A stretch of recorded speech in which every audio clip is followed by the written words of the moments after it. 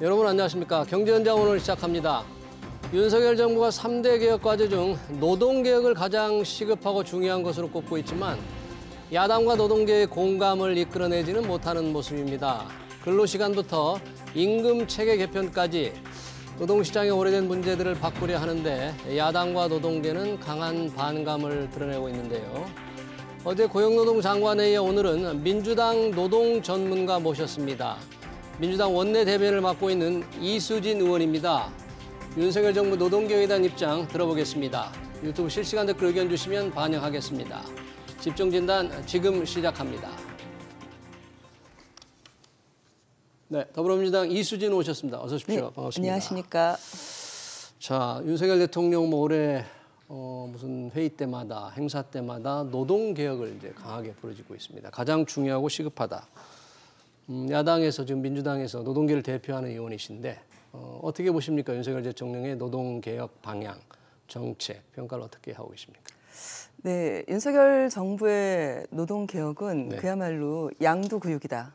노동개혁이라고 얘기하지만 실제로는 노동개혁이다. 저는 그렇게 평가를 하고 있습니다. 왜 그러시죠? 개악이다. 실제로 그 윤석열 정부 초기에 네. 노동시장 이중구조를 해소하겠다.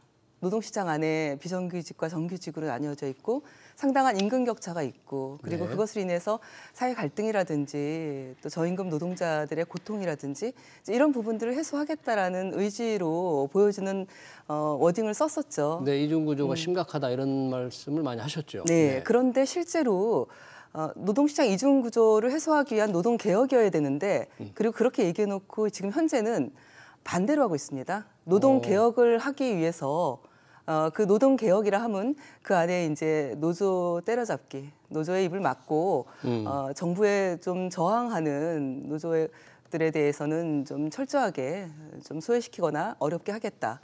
그리고 노동시간 유연화라는 것으로 인해서 지금 현재 주 52시간이 정착화되고 있는데 네. 장시간 노동을 하게끔 만들겠다. 그리고 뿐만 아니라 중대재해처벌법 관련해서 규제를 완화해서 네. 지금 우리나라가 산재공화국이라는 오명 속에 있지 않습니까? 네. 그래서 지금 중대재해처벌법 이후에 좀 산재가 줄어들도록 정부가 노력을 해야 되는데 오히려 완화함으로 인해서 정부가 기업이나 산재 예방을 해야 될 주체들에게 안 좋은 시그널을 보내주고 있다. 이제 이런 것들을 하겠다라는 그런 계획을 밝힌 거거든요. 그래서 실제로 노동시장 이중구조를 해소하기 위한 노동개혁이 아니라 노동개혁이라 저기 쓰고 있지만 실제로 읽혀지는 내부 속사정은 노동개혁이고 노동개혁을 위한 그런 다양한 선택들을 하고 있다. 이제 그렇게 보고 있습니다. 그래서 양두구육이다. 좀 세 가지 좀 크게 보면 세 가지를 말씀하셨는데 첫 번째가 이제 노조 때려잡기, 노조에 소외시키는 거 뭐 이런 걸 이제 말씀을 하셨잖아요. 이 노조 때려잡기라는 건 무슨 뜻일까요? 예컨대 뭐 민노총 화물연대 뭐 집단 운송을 법대로 해서 처분한다. 뭐 이런 걸 얘기합니까? 노조를 때려잡는다는 건 어떤 걸 지금 실제로 그 윤석열 정부가 3번에 걸쳐서 화물연대 노조에게 안전운임제에 대한 약속을 했었습니다. 그렇죠. 그런데 네, 3번의 약속을 파업을 했다는 이유로 지키지 않았어요. 네. 저는 정권이 그런 이유로 노동조합과 한 약속을 지키지 않는 것은 상당히 문제가 있다. 안전운임제라는 게 무엇입니까? 우리 국민들께서 알다시피 과속이라든지 과로라든지 과적 운행을 하지 말고 그것으로 인해서 사고가 나면은 노동자 개인뿐만 아니라 다른 국민들도 다칠 수 있지 않습니까? 이런 것들을 예방하고자 안전운임제를 도입한 거였고 네. 이 부분에 대해서 다른 건 뭐 품목 확대까지는 가지 못하더라도 3년 연장까지는 가야 되는데 지난해 12월 말로 이제 일몰됐습니다. 그렇죠. 이 법안이 네. 이것에 대해서 본인들 국민의힘조차도 그 법안을 내지 않았습니까? 안전운임제 관련돼서 3년 연장하게 된 법안을 냈는데 이것을 안 한 거죠. 논의도 네. 안 하고 지금 현재 법사위에 가 있는데요. 네. 지금 상임위는 통과된 거죠? 야당 그렇습니다. 주도로? 네. 저희 야당 주도로 통과가 됐고 지금 실제로는 정부가 이것 관련해 갖고 노동자 그 화물연대 노동자들과 같이 지금 물류산업 발전 협의체라는 것들을 만들어서 한 6번 정도 회의를 했다고 합니다. 그래요? 네. 그런데 그 언론을 통해서 보니 그 화물 노동자들의 참여를 이제 요청을 해서 화물 노동자들이 참여를 했는데 정부의 정책이라는 것이 안전운임제를 강제화하는 것이 아니라 좀 자율적으로 해라. 이제 약간 그런 쪽으로 가기 때문에 자율적으로 실제로는 계약이 되는 거죠. 안전운임제가 좀 어느 정도 좀 좀 불이익도 있고 그래야지 지키는데 그런 게 전혀 없게 되면은 지켜도 그만 안 지켜도 그만. 그럼 제도 자체의 실효성이 없어지게 되는 거거든요. 이런 안을 정부가 내놨기 때문에 아마도 제대로 된 그 국민들 눈높이에 맞는 대책이 나오지는 않을 거다 이렇게 생각하고 그럼 있죠. 지금 정부가 그 얘기하고 있는 거는 사실상 안전운임제를 폐기하고 차주와 화주 간에 자율적으로 협의하는 어떤 그런 임금 체계를 지금 가지고 협의를 하고 있다 그런 얘기인가요? 네, 그렇게 보여지는 부분이고 그래서 저희 민주당 입장에서는 이미 3번에 걸쳐서 정부가 약속했던 부분이고 또 품목 확대를 포함한 안전운임제가 정착화되기 위한 그런 정책이 필요하다고 생각하기 때문에 이후에 법사위에서 좀 시간이 60일이 지나면은 네. 다시 상임위에서 가져와서 5분의 3 의결로 본회의에 직상정할 수 있습니다. 그래서 저희 민주당 그 국토위 간사가 그런 예. 계획들을 이미 말씀을 드린 바가 있습니다. 제대로 된 대책을 내놓지 않으면은 예. 저희 민주당이 또 이 부분에 대한 해소를 위해서 역할을 할 것이다. 정부가 제대로 된 여당이 협조하지 않아준다면 법사위를 다시 이제 60일이 지나서 건너뛰고 본회의로 직권 상정을 하겠다, 그 방식으로 하겠다 그런 얘기네요. 네, 그렇습니다. 네, 그런 입장이 있고요. 두 번째는 이제 노동시간 유연화는 장시간 노동을 강요하는 그런 계약이다 이런 표현을 이제 이런 말씀을 하셨는데 때로는 일부 기업들은 좀 노사가 협의하는 걸 기본으로 해서 일이 많이 몰릴 때는 좀 52시간을 특정 주에는 넘겨서 일할 수 있게 이렇게 하는 게 좀 좋지 않느냐. 기업도 원하고 노동자도 원한다. 이런 지적도 있던데 이걸 그렇게 왜 반대하시나요? 일단은 우리나라가 2018년에 일주일에 52시간, 예. 그래서 원래 40시간 일해야 되지만 12시간 정도는 시간을 추가해서 일할 수 있게끔 법제화를 했습니다. 네. 그전에는 뭐 68시간까지도 일을 하지 않았습니까? 네. 근데 우리나라가 산재공화국 플러스 더 하나 붙어 있는 게 과로사 공화국이다. OECD 평균 근로시간을 카운트를 해보면은 예. 상당히 오래 일하고 있습니다. 그런데 예. 우리가 2018년에 주 52시간을 도입하면서 실제로 2052시간을 일하다가 1915시간까지 줄어들었습니다. 좀 줄었다 이거죠? 네. 그런데 여전히 OECD 그 평균 노동 시간보다도 400시간을 더 많이 일을 하고 있습니다. 그러니까 장시간 노동 국가입니다. 그래서 52시간제가 정착이 되게끔 하는 노력이 필요한데 네. 그런데 지금 말씀하신 대로 다양한 그 노동 시간과 관련된 대책도 있습니다.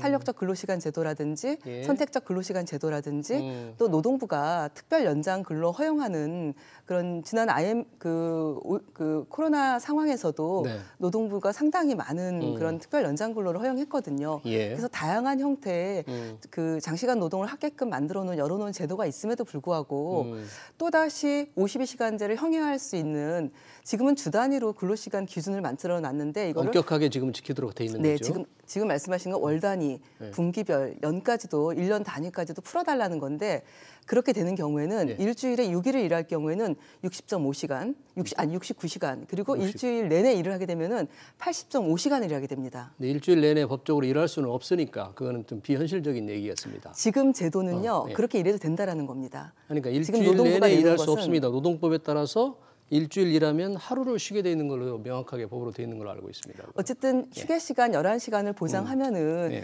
그 계속해서 근무를 할 수 있다. 이런 것들을 주장하는 것이기 때문에 제가 말씀드리는 게 없는 사실은 아닙니다. 네, 알겠습니다. 그러면 어떻게 만약에 이 52시간 유연화 제도를 노동부와 여당이 법으로 가져오면 야당은 확실하게 반대를 할 겁니까?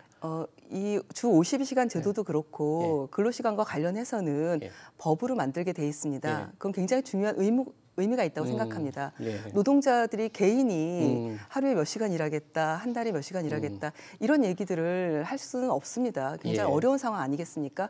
결국은 법으로 정해서 적어도 일하다가 죽지는 않아야 되지 않겠습니까? 실제로 저희가 산재 관련해서 내용을 보면은 주 60시간씩 12주 이상 일하게 되면은 과로사의 케이스에 들어갑니다.